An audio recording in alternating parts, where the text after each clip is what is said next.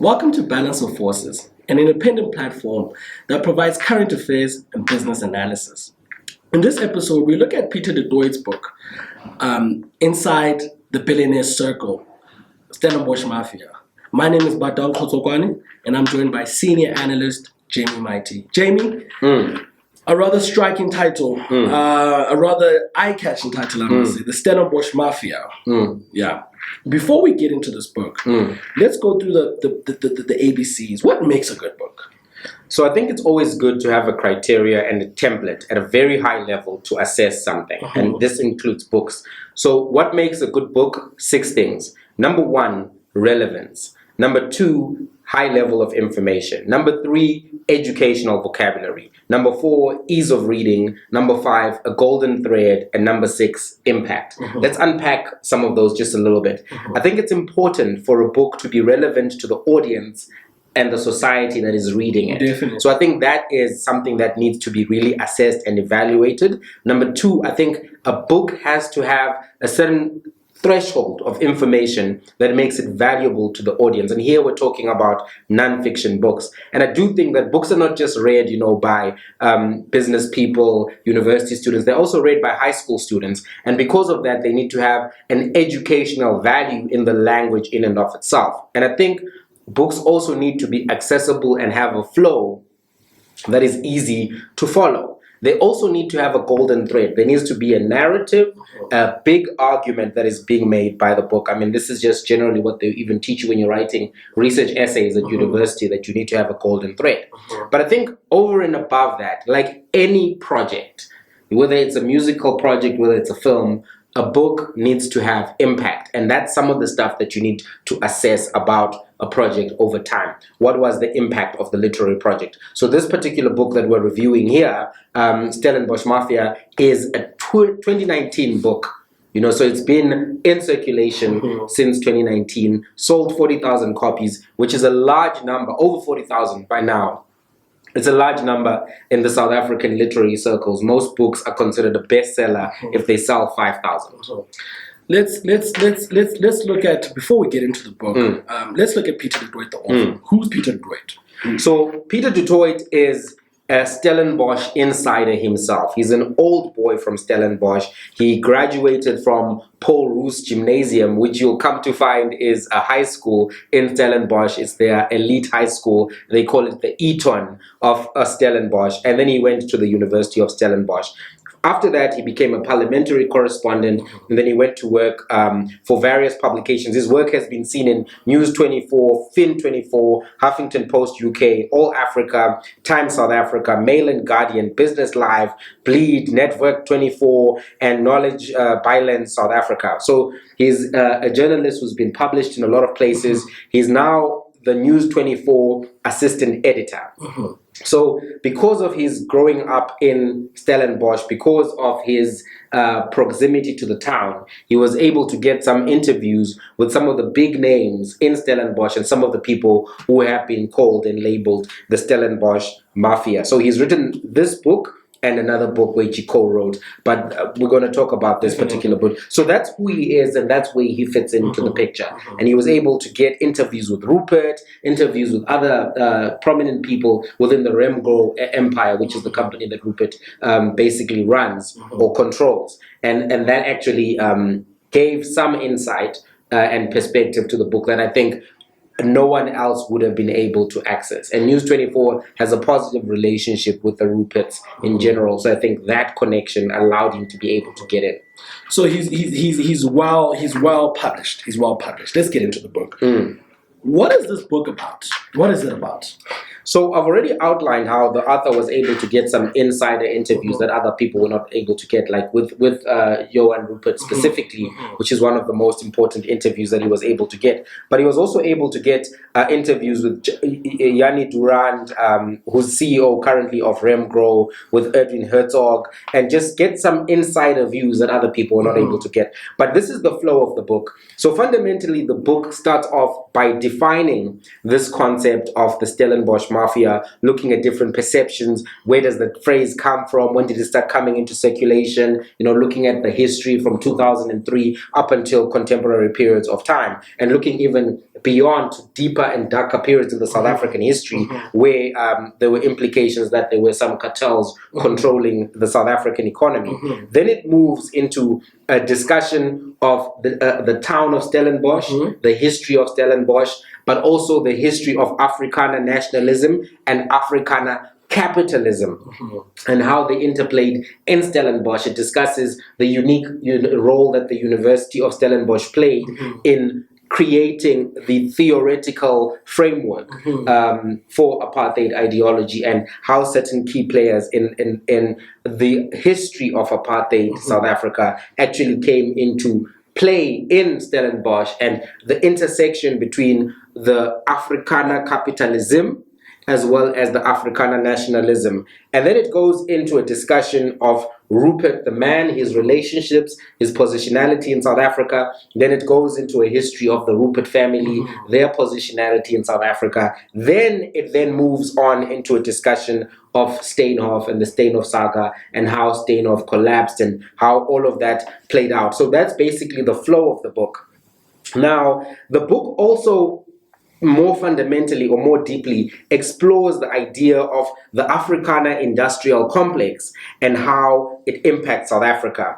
It also does this interesting thing where it juxtaposes the old money and the new money in Stellenbosch. It looks at Rupert and his Nexus, and it contrasts him with Marcus Jooste of Steenhof and his Nexus.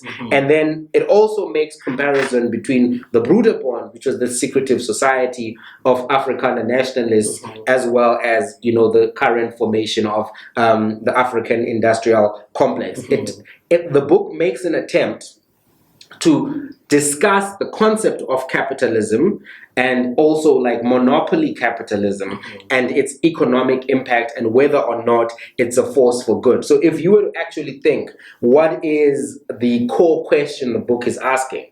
Number one, it's asking, is there an Afrikaner industrial complex? And number two, is the Afrikaner industrial complex force for good? So what the book then tries to do is, as it outlines the main characters and the main actors, who are Rupert on one side and Marcus Jooste on the other side. So it's Johan Rupert and Marcus Jooste on the other side. And then it tries to create this perception that there is a good set of Afrikaner businessmen and a bad set of Afrikaner businessmen. And so it puts Rupert in this group of the good old boys with the old money who do things properly. And then the incomers, the newcomers who come in with new money and are disruptive in Stellenbosch, are having, wine and alcohol parties at the Decameron restaurant, which is a popular outing for the elites in Stellenbosch. And it tries to make this juxtaposition. The book also discusses the concept of privilege in and of itself, and it tries to examine whether or not there is this privilege, and whether or not people enjoy it within the Stellenbosch network, and whether or not the concept of privilege in and of itself is one that is valid. So it's a book that tries to do a lot, and then also it tries to outline the philosophy of its main characters, who in this book are Johan Rupert, to try to take you into his mind, take you into his psyche, his confidence, his views on South Africa, and those kind of things. So that's basically what this book is trying to do.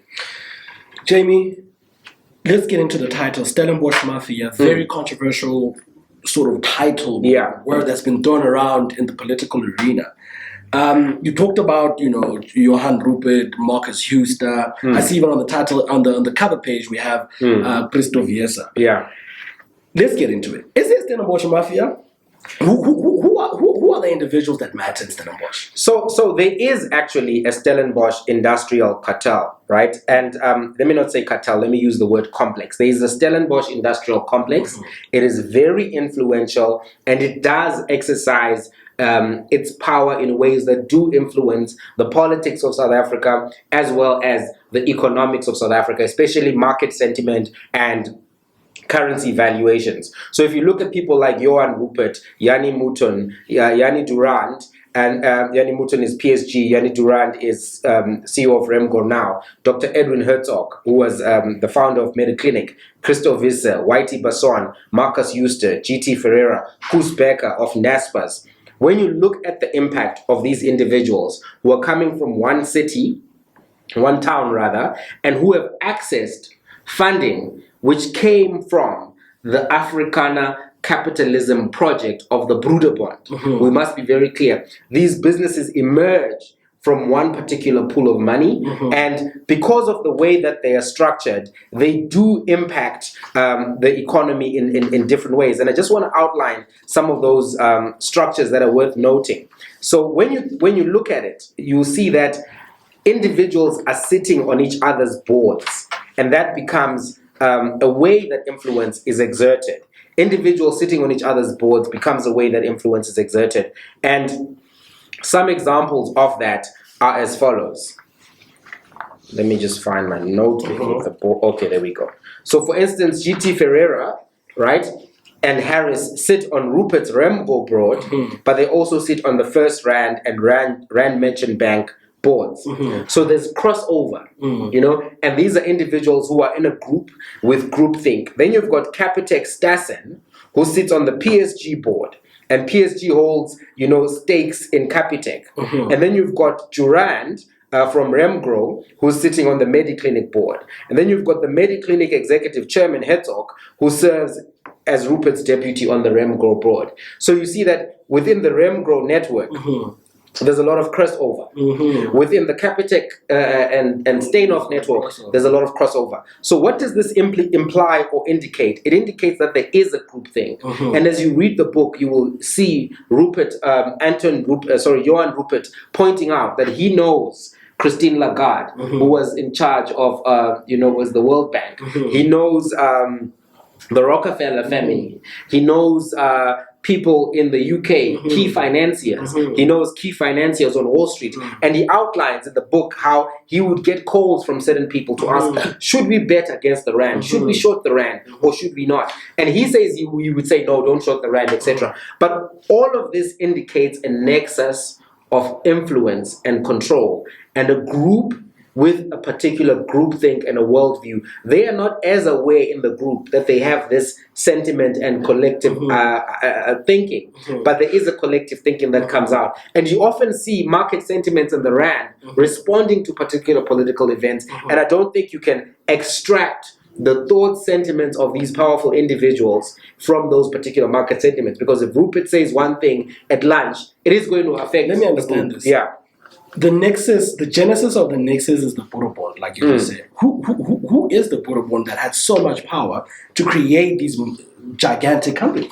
So the Broederbond is this secretive Afrikaner network that is formed in the early 1900s, just after the Anglo-Boer War, from what I've been able to gather. And it's a secretive society that becomes the engine for the creation of a variety of entities and institutions. What kind of entities and institutions are we talking about? We are talking about the creation of the Nationalist Party. We are talking about the use of the Paul Roos Gymnasium as a foundation for educating Afrikaner capitalists. We're looking at the foundation of the University of Stellenbosch and the use of the University of Stellenbosch to create a political and ideological and academic theoretical framework for the apartheid machinery. So even though apartheid starts as a government policy in 48, if you want to measure it like that, the seed of the idea comes from the Broederbond, and its members of this secretive entity then go into a variety of entities and then become captains of industry, captains of academia within the Afrikaner society, with the agenda of challenging the British and the Jewish hegemony on the economy. So there were two lanes. There was a political lane and there was an economic lane. So the Broederbond as a secret society then begins to push this agenda and then creates a series of events which lead to the establishment of the apartheid regime. So let me just quickly reference my notes here and take people through the timeline. So In 1913, you have the founding of the Nationalist Party.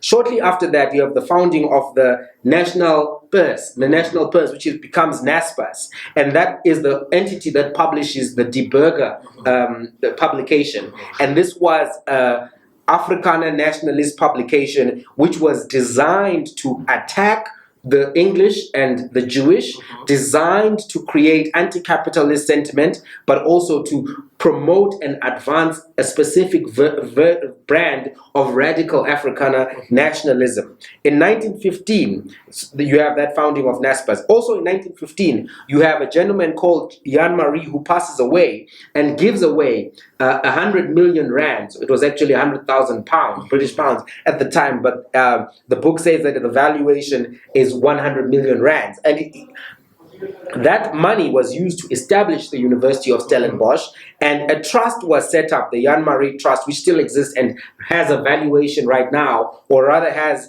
in its reserves 1.2 billion, right? So the Jan Marie Trust exists, listen, to advance the national interest on any terrain of the Afrikaans-speaking part of the population anywhere in the country, but with preference to the town and the district of Stellenbosch. Shortly thereafter, Sanlam is established. And then in 1933, an entity which is known as Volkskas, which becomes ABSA later on, is also funded by the Broederbond. So they're trying to get in and make sure they have certain vehicles, a media vehicle, a university, a school, an insurance entity, and then a bank. In 1934, young prominent thinkers coming out of the University of Stellenbosch, one of them who was called Verwoerd, participate in what was known as the Volks Congress in Kimberley. The Volks Congress then starts advancing this idea that something needs to be done to deal with the poor Afrikaner problem, because Afrikaners felt that many of them were living in low income conditions and poverty, while the British and the Jewish were living in affluence. And even though a lot of them were working in state-owned enterprises, which had been created, by the way, to accommodate them, IPSCO as well as ESCOM, they felt that they needed to have a bigger say in the economy. So then, much later after that, after the Volks Congress, there is an establishment of the South African Bureau of Racial Affairs, and this becomes a think tank to challenge what was the liberal, at the time it was liberal, now it's no longer liberal, South African Institute of Race Relations. So back in the days, the South African Institute of Race Relations was a progressive organization. Can you believe it? And then, in 1939, there was a big event known as the Economic Congress of the People. And at this Economic Congress of the People, an agenda was put out that they would advance the economic, there would be a collectivization of money from farm owners and farm workers in the Afrikaner community to use those funds to actually build an Afrikaner business space. So all of this is being spearheaded, championed, and driven by the Broederbond. All of this is in advancement of a radical Afrikaner nationalist ideology, which is being dealt with on the political front by the Nationalist Party, and now on the economic front by this concept of Afrikaner capitalism. So at the Economic Congress of People, that's where funds, money that was circulating within Afrikaner homes, was consolidated, to amass capital, and then now an entity was created after that. The entity was known as the Federal People's Investment, or False Bellegans. I'm probably saying that very wrong, but I don't speak much Afrikaans. This entity becomes the entity which is used to fund, and it becomes a venture capital fund for Afrikaner business people. Pulls the funds together. And a gentleman known as Anton Rupert, who has been heavily involved in Afrikaner politics, heavily involved in the Broederbond, then gets appointed to head this Federal People Investment. And then he also gives himself some funding. And then he buys a dry cleaner with certain individuals, one of whom actually became an apartheid, not prime minister, but a cabinet member in the apartheid regime, one of his business partners. And all of this is in the book. You can unpack it. So he then buys Voorbrand via this entity. Later on, he then buys Distel. And these two entities then become Rembrandt. So by 1948, when the apartheid regime kicks off, the Rupert Empire has been built off the back of funding from the Afrikaner nationalist cause, from the Broederbond specifically. And then in 1954, he then makes the massive purchase which changes the future of Rembrandt, is that he buys Rothmans of London. And how does he buy Rothmans of London? He accesses money from Sanlam and money from Volkskas, which was ABSA, which was what would later become ABSA. The value of the acquisition of Rothmans was £750,000. He got £700,000 from Sanlam and from Volkskas. So you can see that the Rupert Empire is built on the back of pro-apartheid money. It is built on the back of segregationist ideological money. It is built on the back of financial instruments that were created by intellectuals such as Verwoerd. So the Broederbond and the Rupert entities are necessarily linked. The success and the establishment of this entity is as a result of the work of the Broederbond, the work of the Nationalist Party networks, and the work of all of the people who were in Stellenbosch trying to make sure that they could create this economic control as well as political control of South Africa. So I want you to continue on that, on the train of thought. What are the key lessons taken away from this book? What are the key lessons taken away from the book? So the first one for me is that you must not separate business and political education. You can see that the Afrikaner success story, if you want to call it that, because now there are these entities that are worth billions and billions, and these entities are controlling the JSE or large on the JSE. Don't separate your business and political education. We have a situation now where people are going to do a BCom without an understanding of the political dynamics of their community.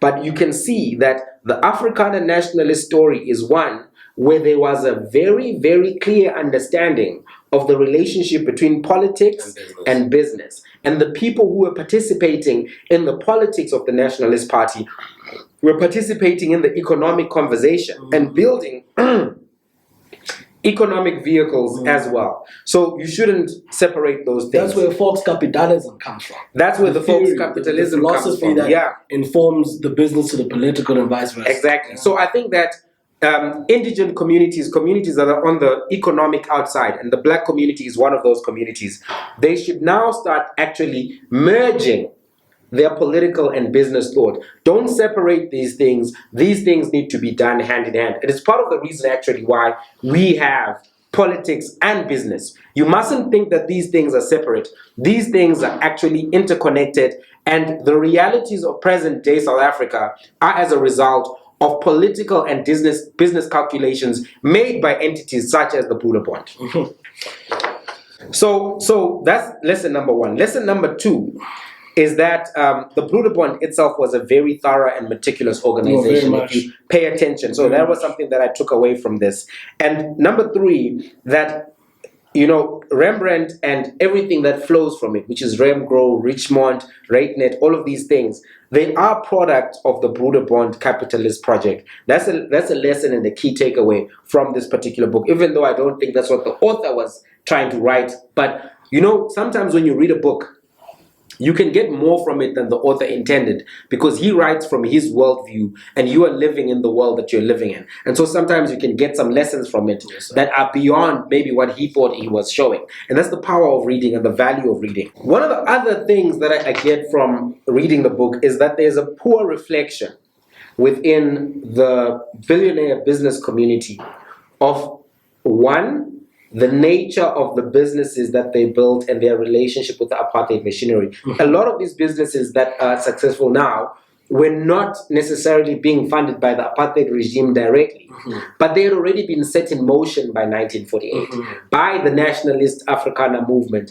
by this radical movement, by the same entities of the Broederbond. And these guys were members of the Broederbond, So there's a poor reflection on how do we now create and remedy the current economic inequalities that exist. And a lot of the authors will say, look, we pay taxes, we've employed people, but I mean, a lot of the participants in the book, the billionaires were consulted and the millionaires, but they don't have an appreciation of how in and of itself that is not enough to create the economic access and opportunity for other marginalized groups that they actually created for themselves. But Jamie, I'll put it to you like this, right? Primarily, is there a problem of Afrikaners as a group coming together and saying, look, we're on the economic periphery and we've got this sort of political power. Let us concentrate our funds. Let's concentrate the power, the little power that we have in the capital, and then literally create these mammoth companies. Is there anything wrong with? Do you blame the Afrikaners? I think we have to look at the full context. Okay. These entities were built as part of a project to create one, Afrikaner wealth in South Africa, but also Afrikaner power and influence. So the motive of the Vuvuzela was not benevolent motive. It was a malevolent motive. It was a nefarious and malicious motive. And it was also driven on the back of the fact that they would be poor black labor to be the engine that actually creates the profit. So there was a form of exploitation that was understood, and also there is something to the political side of this project, because the money also funded the political project. These companies funded the apartheid regime. They funded the Nationalist Party and helped it win elections and stay in power. You know what I mean? So, and they also funded the politicians of the Nationalist Party and helped create the wealth disparities that we see in South Africa. And furthermore, we must not forget if we go 2 steps back, the money from Jan Marie came from diamonds. Whose diamonds? The diamonds that should rightfully belong to the people of Africa, who were excluded from diamond exploration. That's number one. Number two, the farms and the wine estates and all of these entities that became shareholders in these companies that were created under the Broederbond network, those farms ought to have been equitably shared with Africans. And in fact, many would say are the inheritance of Africans, that there was a land dispossession in Africa where black people were dispossessed violently of land that was theirs. So the seed capital is not without dubious origin, if that makes any sense. So you are asking me, well, these people came together and made Sanlam and they did this and they did an economic, is it fine? But that seed capital in and of itself is poison, and we must examine that and understand all of it. And then these companies grew into behemoths under the apartheid regime, and even more companies were formed, Rand Merchant Bank, etc., etc. All of these companies feeding into each other, Mediclinic, etc., creating more wealth for the beneficiaries. But the seed of the money was Broederbond money. Okay, time is not on our side. We need to. Hey, there's a lot to unpack. Keep it moving. Peter de Dooidt, what good did he do in this book? What are the key things that you could really compliment on? Yeah. So what I like about this book is that there's a high level of information in the book. It's actually a very good book. I would recommend it if you have not studied history and you're not familiar with the economic history of the Afrikaner nation, what is it called? Vox capitalism and all of that. This book does an excellent job. It's easy to read. It will build your knowledge base as well as your vocabulary base. If you are a younger viewer who may not be familiar with certain words, I think you will get an educational experience here that is good. And there are many interesting anecdotes and stories that are shared in this book that I think are worth giving credit to the author for. Yeah. Okay. On the flip side, what are the criticisms? So on the flip side, this book, I think, struggles to accomplish some of its objectives. So, and also there are some journalistic concerns that I have about the book. Let's get into So firstly, there's a failure to challenge some versions of key figures in the book, and they just reported to us as if they are just the way they are. But this guy who wrote this book was a political reporter. He's a journalist. He should be able to fact check some of this stuff better, and I don't like the fact that he didn't fact check. So for instance, Rupert will say, I had this relationship with Floyd Shivambu. This is what Floyd Shivambu did for me. He was my contact. He was telling me about what was happening in Congress and all of this. And then Floyd Shivambu says, no, this guy was not. And then the journalist needs to then go and establish for us what version is true. Don't just tell us both versions when you're writing a favorable book about Rupert, because you're making it seem as if, the Rupert's version is correct just by waiting. That's number one. Number two, Rupert says he had no contact with Ramaphosa since 2018, even though he said that he had a relationship with him in the early 90s, even though, his funded the Urban League, of which Ramaphosa was a part early back in the days. So his organization has a long-standing relationship with Ramaphosa. He's talking about how Ramaphosa's people were reaching out to him to help them out in UAE with a variety of things, but then says, I haven't spoken to him since 2018. I'm on the outside. I don't know if that's something that I would believe at face value. It would definitely require more exploration and more examination, right?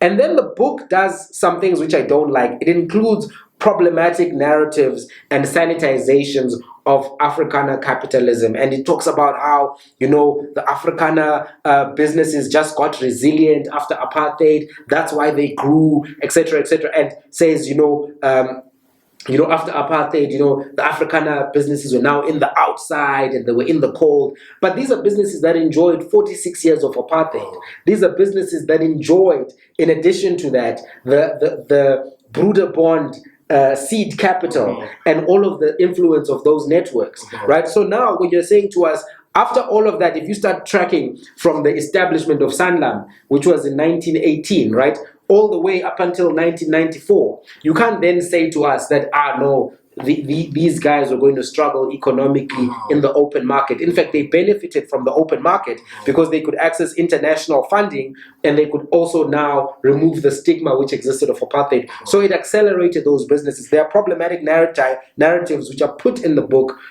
in other people's names, but are often attempts to sanitize Afrikaner business entities as they exist now, which I think maybe you don't recognize you're doing as a Stellenbosch old boy yourself, but it's something that I think is not great. I also think that the good guy, bad guy narrative is something that I must call out. The book puts... You mean the Marcus Euster and Rupert narrative. It puts Euster and Steinhoff as these bad businesses with illegitimate practices, and puts Remgro as this good business with legitimate practices, aside from the fact that it funded apartheid, which the book does cover, aside from the fact that it comes from Broederbond money. But Remgro has actually, like Rupert as a shareholder in British American Tobacco, is not so without reproach, because British American Tobacco has been doing dodgy things in Africa, and there have been countless reports which have come from the BBC about this. So when you then position the Rupert Empire as clean, without going further to actually say, but British American Tobacco, what have they been doing? They've been spying on rivals in South Africa. They've been doing other things in Africa where they were bribing politicians, and there have been adverse findings against them, and they're under a lot of investigation in Britain for these practices. And even Rupert himself acknowledges that the empire that is Remgro, the empire that is Richmond, is built on the assets of British American Tobacco. So now, if the owner says, the money that I have is because of British American Tobacco, and you are aware that his business history is linked with British American Tobacco, how can you then ignore the role that is played by British American Tobacco in Africa, in South Africa, in Southern Africa? This company was implicated in giving a bribe to Robert Mugabe of $500,000 US, right? They were doing some dodgy stuff in many places. They had access to police surveillance equipment to surveil their opponents. They were actually sabotaging their opponents' delivery of goods and services, and basically effecting a monopoly in the South African market. So if you posit in your book that Rupert and the old money is good, and Steinhoff and the new money are bad, that is an incomplete story in and of itself, because the reality is more complicated than that. And a investigative journalist, a professional reporter, aware of the current affairs of the land and aware of these kind of things, should have included this to make it more holistic, because this reporting is already out there. Jamie, before. So the other thing I wanted to add before we go on is that the author's voice also is often missing or veiled. It's like the other is trying to use other writers to make points that they believe in, and that obscures the voice. So, Peter du Toit, you don't get from him the full perspective of, okay, you have spoken to these gentlemen, right? You've spoken to these billionaires, you've spoken to these critical role players, you grew up in the town. What is your voice? Where is your viewpoint? But is it not better for him to be a neutral party and then put out the facts as is, instead of giving his thoughts? Would it still have from an impartiality point? So I think that, one, this pattern of reporting that got popularized in America obscures truth, because this thing where reporters come and say, here's a vision, here's a vision, here's a vision, here's a vision, make your own mind up, is not useful when there are disputes of information and disputes of the facts, right? So you need to actually, as the reporter, tell us, they are disputing versions. This is what I could find, and this is what I find likely probable to be, and this is what the older generation of reporters used to do. So that's number one, just on some of the omissions, because this guy will tell us stories, but he won't tell us the full story. By the way, that's another criticism, where he'll tell us that, Marcus used to bang the door on somebody, a prominent guy at a rugby match in the booths, but then he won't tell us who that billionaire was. So why are you telling us the story? And it's not the only story that he tells like that, right? But at the voice level, the voice is missing. And why is that something that I think is important? That's what I was trained when I was in law school. When we were writing our independent research essays, we were told your voice is important. It is important for us to hear your thoughts as the author, to see your golden thread. And I think in this particular body of work, the voice of Peter du Toit is not pronounced. The voice of Guillaume is pronounced. The voice of Rupert, not so pronounced, but I can hear those voices. But where is your voice? Jamie, with that said, now you keep on this on saying omissions. What omissions were left out that were critical in the book? So this book, I think, has three critical omissions. Number one, it omits the story of National Pers, which is National Papers, which became Naspers, and Koos Bekker, right? Because in the book, in the discussion of the Stellenbosch Mafia, the author does say Koos Bekker is considered to be part of the Stellenbosch Mafia. That's number one. Number two, Naspers is the company on the JEC with the highest valuation of all of the Stellenbosch Mafia companies. It is valued at 1.5 trillion. Naspers is also the first company that is built by the Broederbond in this objective of creating a pro-radical Afrikaner nationalist narrative in the Afrikaner community. It is part of the project of capturing the state and capturing the economy of South Africa for the interest of the advancement of the Afrikaner people, right? So Naspers is a part of the apartheid story. It is a part of the capture story. And it's an asset right now that controls a lot of media houses, right? So why would you not discuss Naspers in your discussion about the Stellenbosch Mafia and the Billionaires Club? Because Koos Bekker is a big part of this. So I can only speculate why this omission was made, and that could be because of the relationship between Naspers and Media24.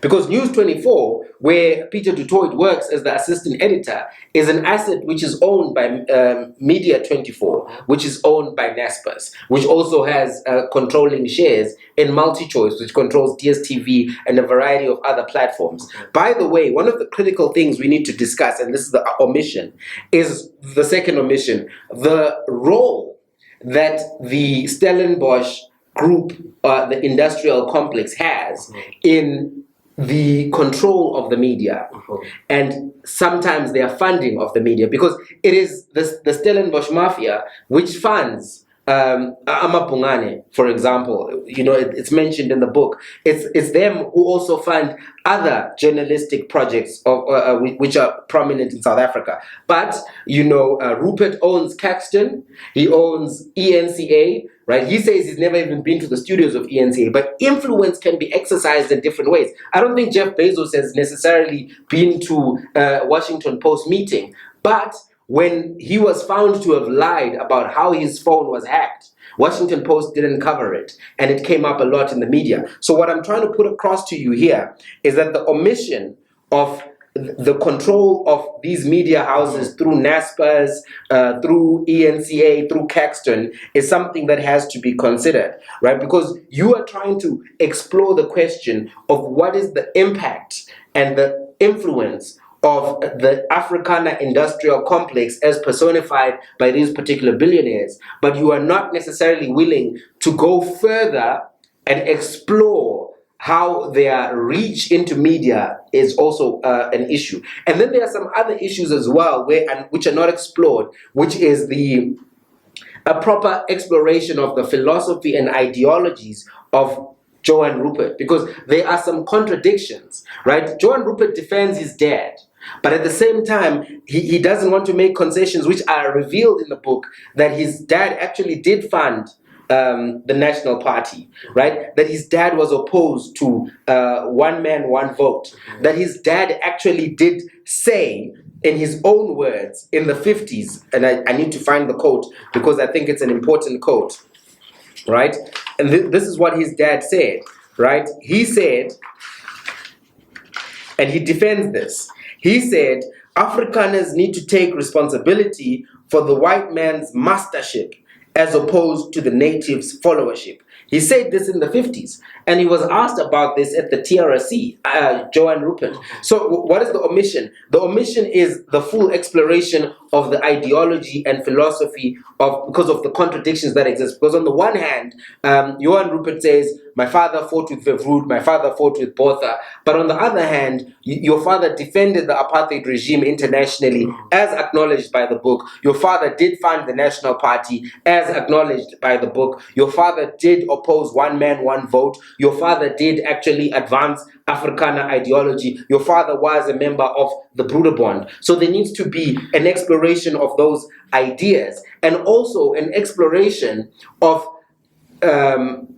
Johann Rupert's relationship with Bill Pottinger. But on that, somebody could say, look, this is not the purpose of this book. You can go read his personal biography to get his... No, but I'm saying here, the book is about Johann Rupert and some of the contradictions in Johann Rupert's approach. There is an autobiography on Anton Rupert that I do think, if you're interested in Anton Rupert, you can read further.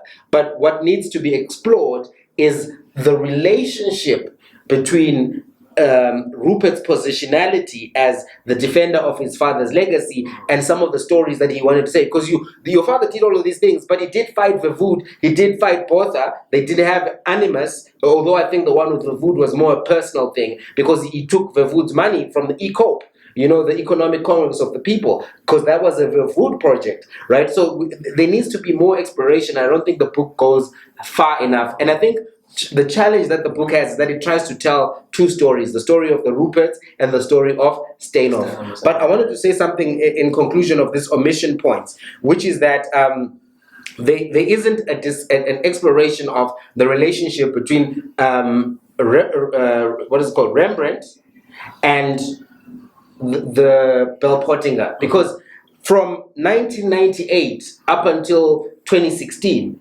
Rupert was the main customer from South Africa for Bell Pottinger, right? And there were several things that happened in his companies at that time. You know, Venfin then became Remgro, and then there was, you know, a move away from the tobacco so that the British American tobacco side of things is not as prominent, and the Richmond side of things is prominent, and then, you know, ENCA and all of these other things happened, and then so can you see that there are some similarities in what the Guptas were doing with Bell Pottinger, in that they had a newspaper, they had a TV station, and they were trying to position themselves in South African society, and some of the moves that were made by Johann Rupert himself in positioning his family and his brand, because it was a PR firm and they do PR. So there wasn't an exploration of, okay, you got rid of Bell Pottinger because they hired your rivals who were trying to demonize you and talk about the tobacco stuff. But when yourself, what did you get Bell Pottinger. What was your PR relationship with them? What were they trying to achieve? So that's why I'm saying that that's an omission of context and content that I think should have been evident and included in this. Help us fill in the blanks. Yeah. With all the omissions you just talked about right now, if we're to, so to say, for the benefit of our viewers, if we were to put in annexures that would explain more context to the book, what books would you recommend?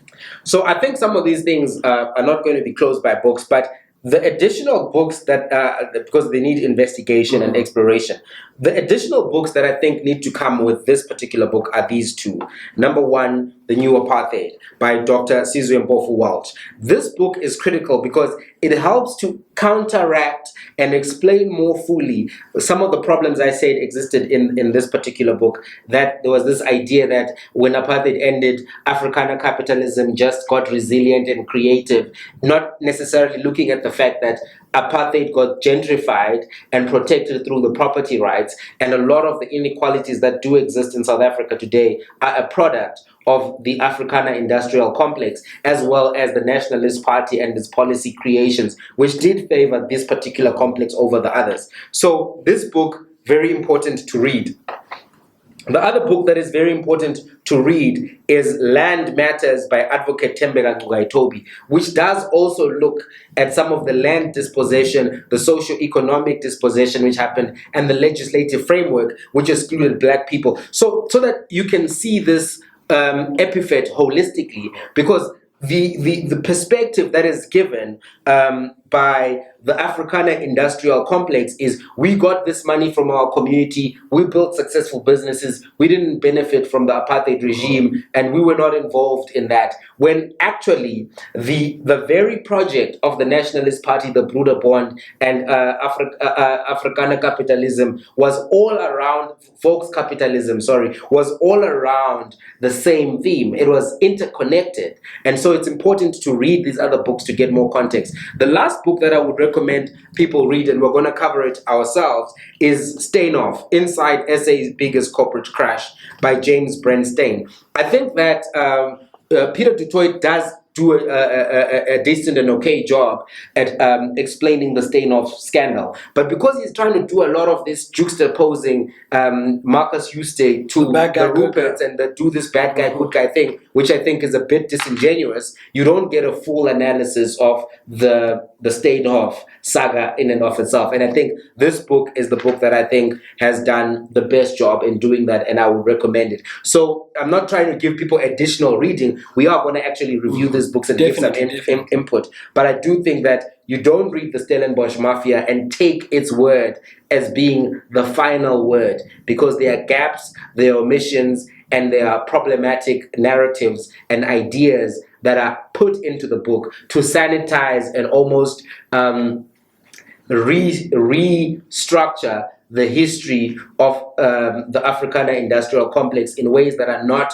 authentic and honest to the history. And I think maybe these are blind spots because Peter du Toit himself is coming from the community, and maybe he can't be too aggressive to the community that he's going to return to, and a community where he works for one of the people who actually, the company that he works for is a product of the Afrikaner industrial complex, and specifically the Broederbond project to take over South Africa, and that's Naspers. So maybe that's where the challenges exist in the book.